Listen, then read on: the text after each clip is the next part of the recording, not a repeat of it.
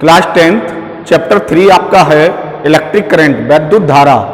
इस चैप्टर में हम लोग पढ़ चुके थे वैद्युत धारा के बारे में। वैद्युत धारा एक अदिश राशि है, इसके बारे में पढ़ चुके थे। अब हम लोग पढ़ेंगे ओम का नियम, ओम्स लॉ। तो ओम्स लॉ क्या है इसको देखेंगे।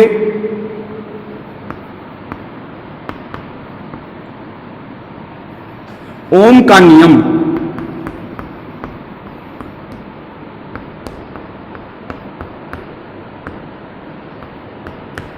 अभी तक क्या था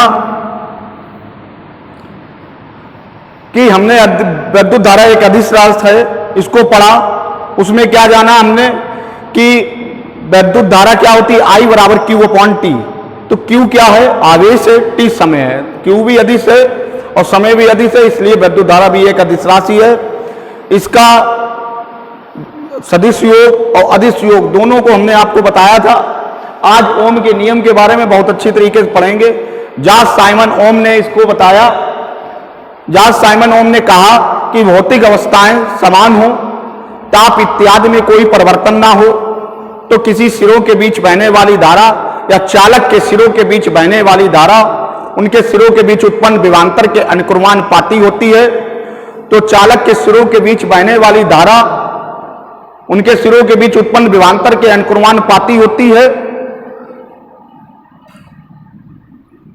तो भौतिक अवस्थाएं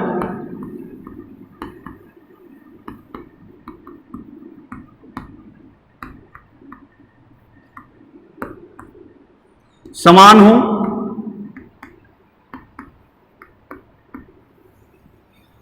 ताप इत्यादि में कोई परिवर्तन ना हो,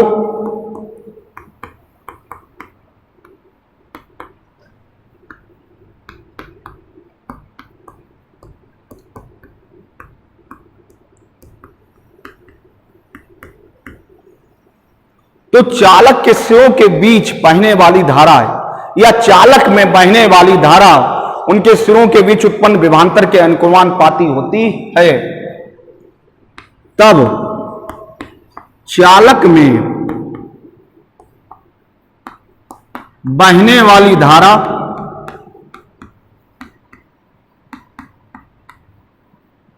वैद्युत धारा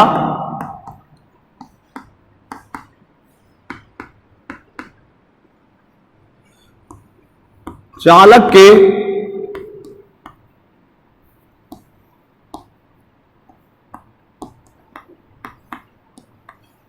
के बीच उत्पन्न विभवांतर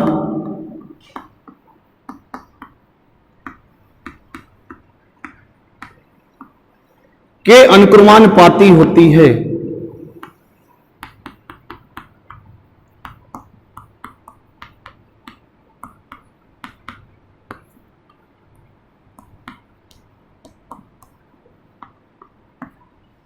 तो विद्वान बालकों, ओम का नियम क्या कहता है कि भौतिक अवस्थाएं समान हो, ताप इत्यादि में कोई परिवर्तन ना हो, तो चालक में बहने वाली धारा उनके सिरों के बीच उत्पन्न विभवांतर के अनुक्रमानुपाती होती है।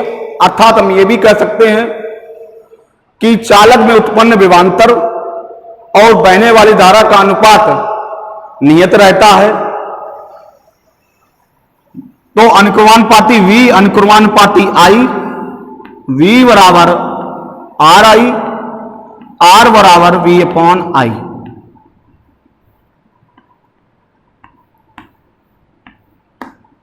तो V अनुक्रमानुपाती I और V बराबर RI। अब हम देखेंगे ये जो परिभाषा है वो इससे बनी है कि अनुक्रमानुपाती है विभवांतर धारा के। अगर हम इस रूप को लें तो हम क्या कह दें कि चालक के सिरों के बीच उत्पन्न विभवांतर और चालक में बहने वाली धारा का अनुपात एक नियतांक होता है, अनुपात एक नियत रहता है। तो हम ये इससे परिभाषा बना सकते हैं दूसरी, B upon I equal to R से कह सकते हैं कि चालक के बीच उत्पन्न विभवांतर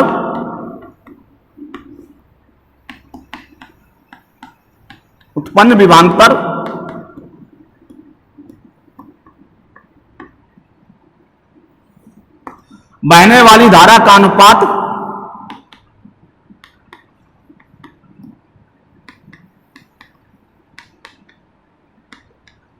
नियत रहता है, तो हम ओम के नियम को इस तरीके से भी लिख सकते हैं। तो जहां आर एक नेतांक है, जहां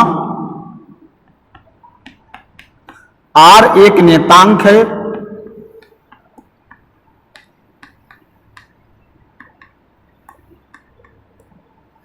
जिसे वैद्युत चालक प्रतिरोध या विद्युत प्रतिरोध कहते हैं, इस नेतांक को चालक प्रतिरोध या विद्युत प्रतिरोध कहते हैं। अब वैद्युत प्रतिरोध क्या है इसको देखेंगे, इसको हम लोग अच्छी तरीके से समझ गए।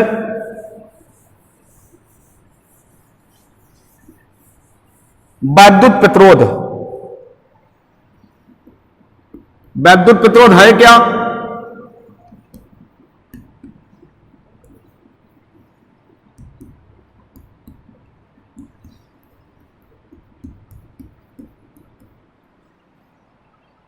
जो किसी चालक में बहने वाली धारा का विरोध करे, अर्थात चालक के सिरों के बीच उत्पन्न विभवांतर तथा बहने वाली धारा का जो अनुपात हो, वो हमारा वैद्युत प्रतिरोध या चालक प्रतिरोध कहलाता है। तो B/I बराबर R, जो विभवांतर और धारा का अनुपात हो, अर्थात चालक के सिरों के बीच बहने वाली धारा का जो विरोध करे, चालक प्रतिरोध कहलाता है। इसके बाद जल्दी जल्दी पढ़ेंगे, क्योंकि ज्यादा टाइम का वीडियो हो जाता है तो उसे सेंड करने में भी टाइम लगता है और उसे डाउनलोड करने में भी टाइम लगता है। दोनों बातें हैं, इसलिए जितनी स्पीड में पढ़ सकें पढ़ेंगे और समझेंगे भी। अब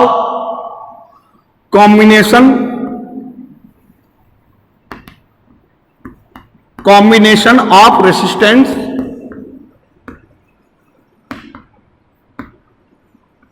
बहुत अच्छी तरीके से पढ़ेंगे। प्रतिरोधों का संयोजन,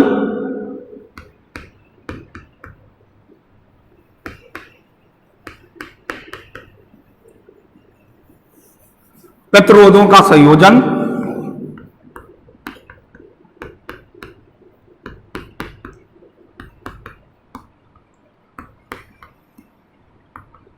दिख रहा होगा आप लोगों को साफ। प्रतिरोधों के संयोजन में क्या है कि प्रतिरोधों को दो क्रम में लगाया जाता है, एक तो उसका श्रेणी क्रम है और दूसरा समांतर क्रम है, और इन दोनों ही क्रमों से हम प्रतिरोध याद करते हैं। देखते हैं कैसे। तो प्रतिरोधों के श्रेणी क्रम का संयोजन जो है, प्रतिरोधों का श्रेणी क्रम पहला है इन सीरीज, दूसरा इन पैरेलल।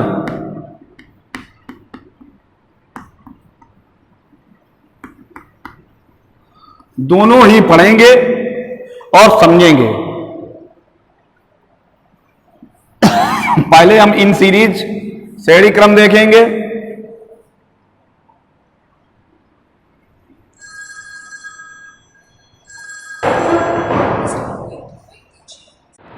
श्रेणी क्रम देखेंगे पहले प्रतिरोधों के संयोजन में। पहला जो है वो इन सीरीज है, श्रेणी क्रम, उसको देखेंगे। उसके बाद समांतर क्रम देखेंगे। तो इन सीरीज,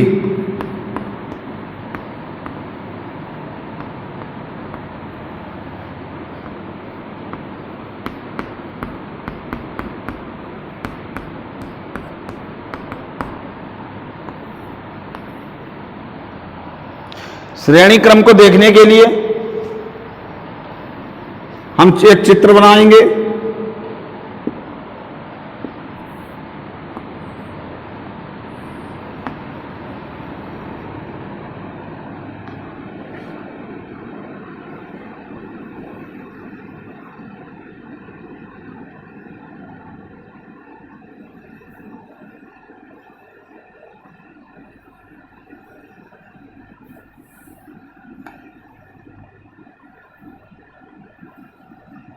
हमारे ये दो प्रतिरोध हैं R1 और R2, एक R3 भी ले सकते हैं, क्योंकि दो प्रतिरोधों में ज्यादा समझ में नहीं आएगा।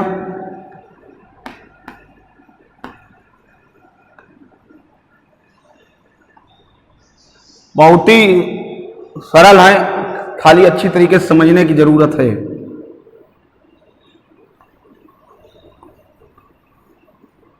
इनके बीच धारा I है, एक बैटरी लगी हुई है, यहां एक कुंजी है कि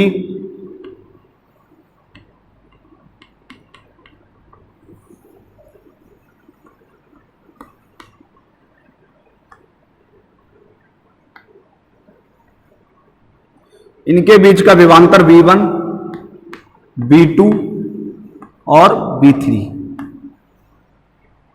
तो इसमें क्या है कि धारा तो हमारी समान है किंतु विभवांतर भिन्न भिन्न है, तो इसलिए इसका परिणामी विभवांतर क्या होगा, V is equal to V1, V2 और V3। अब V1 निकालेंगे तो यहां से V1 क्या हो जाएगा, ओम का नियम क्या कहता है, ओम से लॉ के अकॉर्डिंग Vn को अनुपात EI, V बराबर RI। तो यहां पर जब V बराबर RI है तो V1 बराबर, यहां से V1 बराबर क्या हो जाएगा IR1, V2 बराबर IR2 और V3 बराबर IR3। समझेंगे? तो हम तीनों मान, जो IR1 क्या है, V1 है, V2 IR2 है और V3 IR3 है, तीनों को हम यहां पर पुट करेंगे तो V की वैल्यू क्या है, IR1, IR2, IR3। I common हो गया, R1, R2, R3, इधर IR, I से I कैंसिल आउट, R बराबर R1, R2, R3। प्रतिरोधों का श्रेणी क्रम निकल आया। इसी तरीके से प्रतिरोधों का समांतर क्रम है, उसको बहुत अच्छी तरीके से समझेंगे।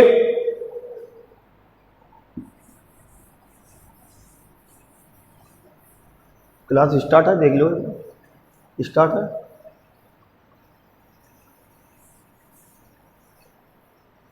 स्टार्ट है क्लास।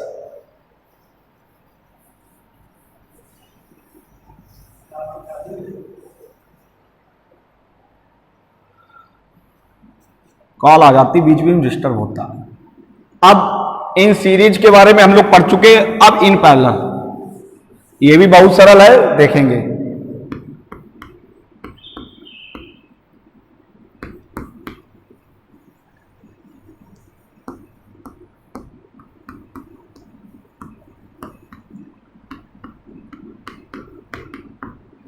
समांतर क्रम पढ़ेंगे। उसमें हमने क्या देखा था कि हमारा प्रतिरोध तो अलग था, विभवांतर भी अलग अलग थे, किंतु धारा समान थी। इसमें क्या होगा, विभवांतर तो हमारा समान होगा किंतु धाराएं अलग अलग होंगी। देखते हैं कैसे, फिगर के माध्यम से देखेंगे।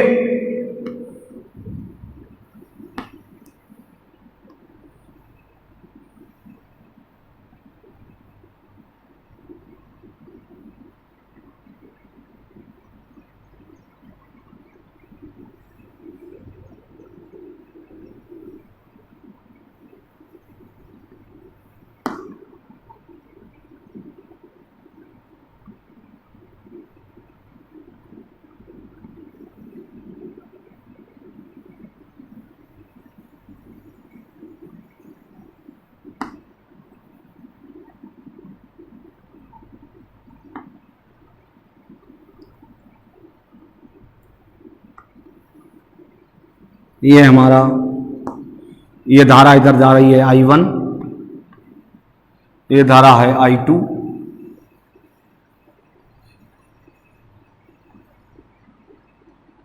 I1 इसे मान लो,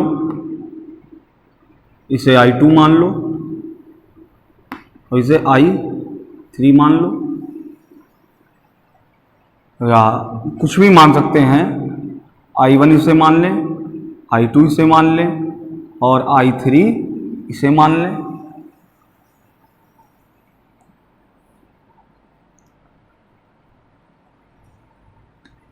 यहां पर एक बैटरी है,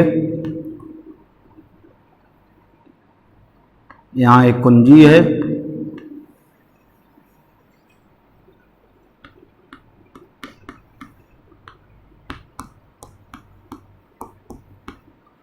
बैटरी पर विभवांतर यहां पर समान होगा V। प्रतिरोध हमारे R1, R2 और R3 होंगे। इस चित्र को समझेंगे। धारा हमारी तीनों दिशाओं में जा रही है, प्रतिरोध भी तीनों दिशाओं में, किंतु विभवांतर समान है क्योंकि किया गया कार्य सभी बिंदुओं पर कांक आवेश पर समान है। तो यहां से देखेंगे परिणामी विद्युत धारा, परिणामी विद्युत धारा I बराबर I1, I2 और I3।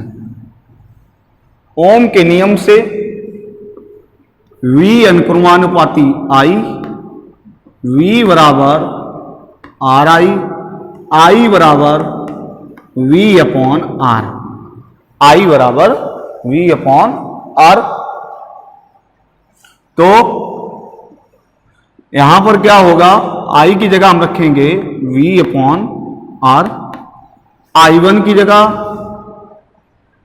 B upon R1, B upon R2 और B अपॉन R3। तो I1 की जगह V upon R1, V upon R2, विभव समान है ना, V अपॉन R3, विभव कॉमन हो जाएगा। जो हमारा विभवांतर है वो हमारा कॉमन हो जाएगा।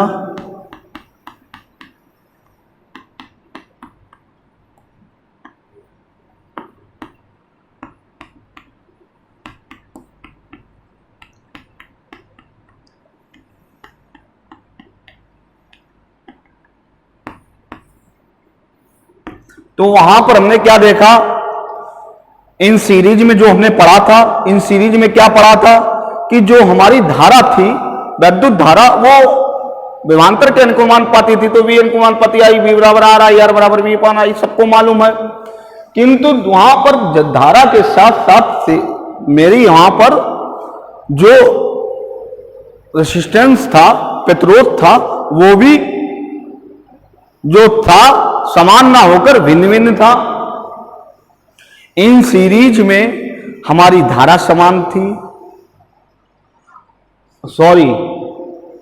और इन पैरेलल में हमारी जो धारा है वो भिन्न भिन्न है और विभवांतर समान है। तो समांतर क्रम और श्रेणी क्रम में हमें क्या मिला, हमने देखा क्या कि विभवांतर जो था वो समांतर क्रम में समान था और धारा जो थी वो श्रेणी क्रम में समान थी। दोनों ही क्रमों से हम प्रतिरोधों का श्रेणी तथा समांतर क्रम दोनों समझ चुके होंगे बहुत अच्छी तरीके से। ऐसे ही अगर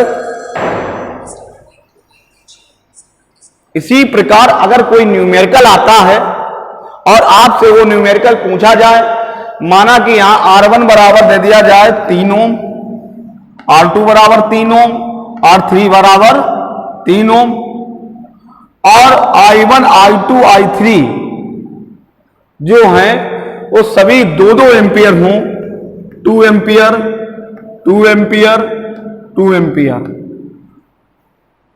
तो हमें प्रतिरोध पूछा जाए तो प्रतिरोध माना कि वैसे तो भिन्न भिन्न हो सकती हैं धाराएं, तो 3-4 एम्पियर, 2 एम्पियर कर सकते हैं। तो प्रतिरोध पूछा जाए 1/R बराबर 1/3 प्लस 1/3 प्लस 1/3, तुल्य प्रतिरोध आ जाएगा 3/3 इक्वल टू 1, R बराबर 1। इस तरीके से सवाल लगा दें। अगर श्रेणी क्रम पूछा जाए तो श्रेणी क्रम अगर हमसे पूछा जाए तो इसका तो हम क्या करेंगे, R बराबर R1, R2, R3, तो हमें इस तरीके से दिया होगा,